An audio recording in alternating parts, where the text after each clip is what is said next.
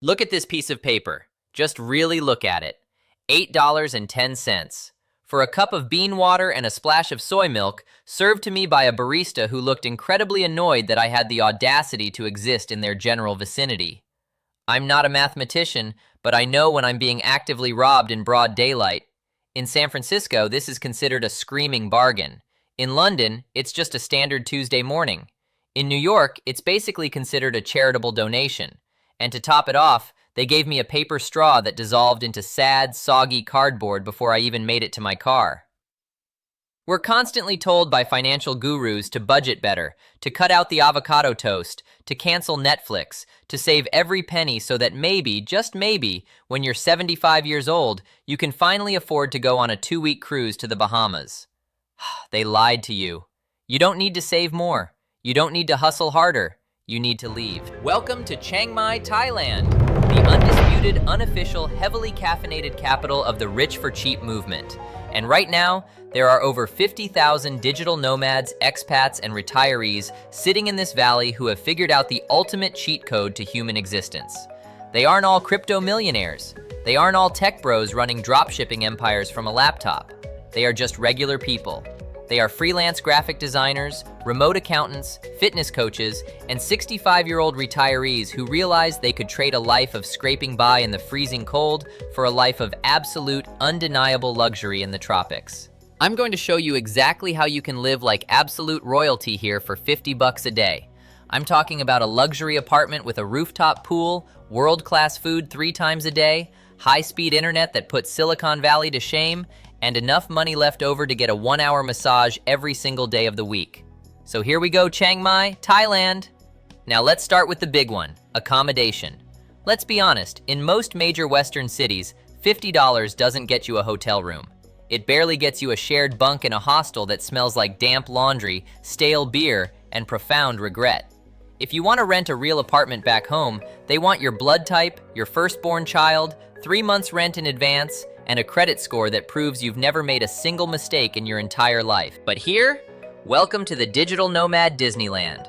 Let's talk about neighborhoods, because where you stay dictates your entire vibe. If you want the ultra-modern, hipster aesthetic experience, you head to the Nimman district, affectionately called Nimman. This is where you find coffee shops on literally every corner, co-working spaces filled with people in noise-canceling headphones, and boutique hotels that look like they were designed for an Architectural Digest magazine.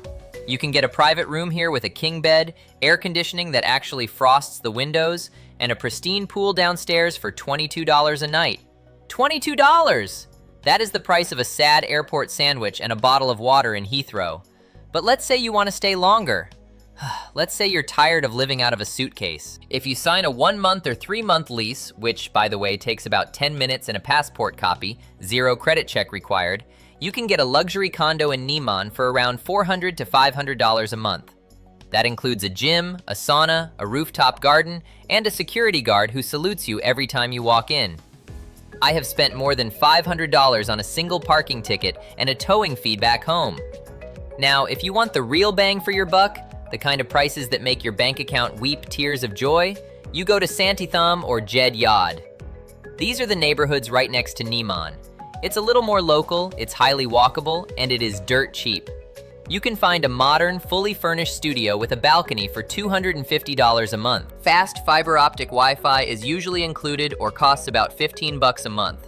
Your water bill will be maybe $3. Your electricity, if you blast the AC all night, might hit $40. And for the retirees or the families who want actual space, you head 10 minutes out of the city center to Hang Dong or San Sai. You can rent an entire 3-bedroom house with a private garden and a community pool in a gated neighborhood for $600 a month. You are living the American dream. You're just doing it in Southeast Asia. Now let's talk about the real reason people move here, the reason people refuse to leave: the food. Most people in the West think cheap food means a $1 menu cheeseburger that looks like it was sat on by a line cook. In Chiang Mai, the cheaper the plastic stool you sit on, the better the food is going to be. It's not just about the money you save. It's about the mental freedom of never having to look at the prices on the right side of the menu ever again. You just order what you want. But man cannot live on street food alone. Sometimes you want a good cup of coffee. Chiang Mai is legitimately one of the best coffee cities on earth. The mountains surrounding the city are filled with coffee farms grown by local hill tribes. You can go to a world-class cafe like Aka Ama or Ristretto, sit down with your laptop, get a pour-over or a latte with latte art that belongs in a museum, and it will cost you $2. And the cafe actually wants you to stay. They have fast Wi-Fi, they have outlets everywhere, and nobody is rushing you out the door. Let's talk about the lifestyle, the fun, and what you actually do with all this free time now that you aren't working simply to survive. Chiang Mai is built for leisure. You've been staring at a screen all morning? Go get a traditional Thai massage. An hour-long foot massage in an air-conditioned room with soft music and a cup of ginger tea costs about $6 to $8. Some people get a massage every single day. Why wouldn't you? If you want to socialize, the barrier to entry is zero. Back home, there is a massive loneliness epidemic. Making friends as an adult in the West feels like trying to crack a bank vault. In Chiang Mai, everyone is an expat, everyone is a nomad, and everyone wants to meet people. You go to Zoe and Yellow if you want to drink cheap buckets of liquor and dance until 2 a.m. You go to the Northgate Jazz Co-op if you want to listen to incredible live music spilling out onto the street while sipping a cold Leo beer. You join a hiking club, a yoga class, or a Muay Thai gym. For $40 a month, you can train in Muay Thai with actual champions. And for those of you thinking about retirement, I am speaking directly to you right now. Why wait? Why wait until your knees give out to sit in a rocking chair in a rainy suburb, watching your pension get eaten alive by property taxes and medical bills? You could be here right now. Let's talk about healthcare, because that's the #1 fear for retirees. Thailand has world-class medical tourism. If you go to Bangkok Hospital in Chiang Mai, it looks like a 5-star hotel. There is a grand piano playing in the lobby. The doctors speak perfect English, and many of them were trained in the US or the UK. An MRI that would cost you $3,000 and a 6-month waitlist back home costs about $300, and you can get it done tomorrow.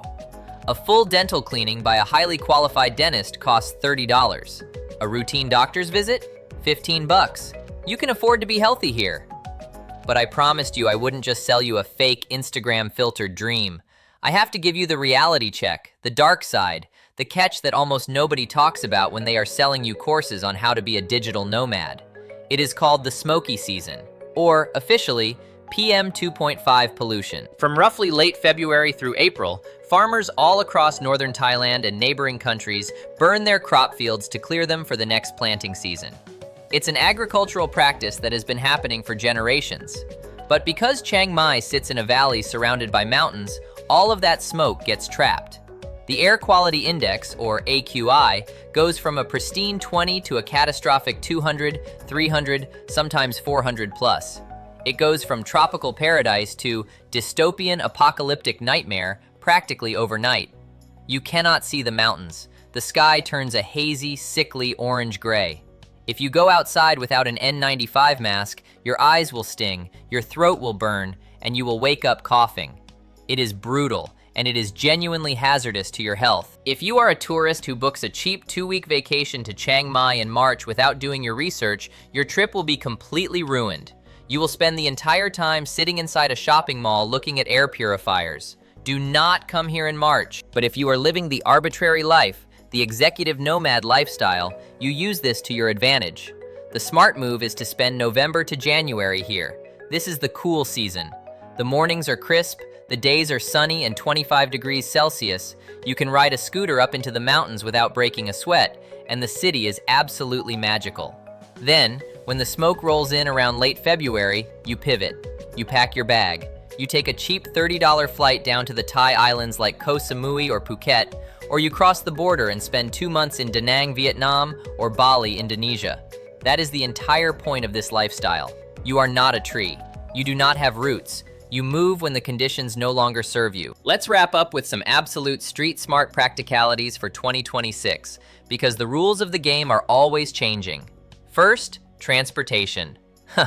Do not rely on walking everywhere. The sidewalks in Southeast Asia are treated as obstacle courses, parking lots, and extension of food stalls. You will download the Grab or Bolt app. It's exactly like Uber, but a ride across the entire city costs you $2 or $3.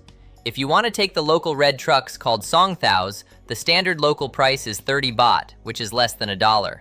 Do not let them charge you 150 baht just because you have the pale, panicked look of someone fresh off an international flight. If you rent a scooter, wear a helmet. The Chiang Mai police regularly set up checkpoints, especially near the Maya Mall intersection. If you don't have an international driving permit with a motorcycle endorsement, they will pull you over and they will fine you 500 baht. It's about $15. Consider it an unavoidable tourist tax. Pay it politely, get your receipt, and it actually covers you for the next 3 days if you get pulled over again. Next, the ATM scam. Thai banks are ruthless. They charge a flat fee of 220 baht, which is almost $7, every single time you use a foreign card to withdraw cash. They see your Western debit card and their eyes turn into slot machines.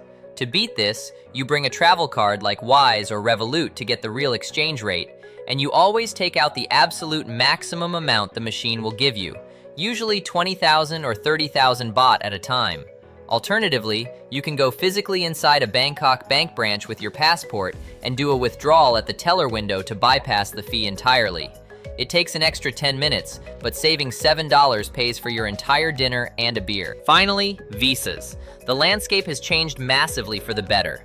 If you're from the US, the UK, Australia, Canada, or most of Europe, you get 60 days visa-free the second you land at the airport. You just rock up and they stamp your passport. You can extend that for another 30 days at the local immigration office for about 50 bucks. But the real game changer for 2026 is the DTV, the Destination Thailand Visa. Thailand finally realized they were losing out on long-term remote workers, so they created a visa specifically for us. It costs about $300, lasts for 5 years, and allows you to stay for up to 180 days per entry. You just have to prove you work for a foreign company or have a freelance portfolio and show you have a decent chunk of savings in the bank. For retirees over 50, the OA or O retirement visas are still incredibly accessible, requiring you to show a monthly pension or a lump sum in a Thai bank account. The doors are wide open, you just have to choose to walk through them. So, here is the final question you need to ask yourself. You can turn this video off, go back to your spreadsheets, endure another soul-crushing commute, and keep paying $8 for a mediocre coffee while you stare out at a gray sky and wonder where the best years of your life went. Or you can recognize that the game is rigged, flip the board over, pack a bag, and join the rest of us. Chiang Mai isn't a flawless utopia. The traffic can be annoying, the smoke season is a nuisance, and you will inevitably get food poisoning at least once while your stomach adapts to the sheer amount of chili you are consuming. But it is a place where your time actually belongs to you. It is a place where your money commands respect, where your stress levels drop to zero, and where a Tuesday feels better than a Saturday back home. This is what rich for cheap actually looks like.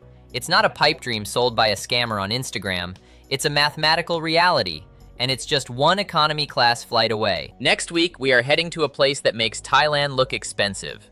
We are flying to Vietnam, or I might even be here as we speak. This is where the beer costs 12 cents. More on that next week. The energy is pure chaos, and the return on investment for your life is even crazier.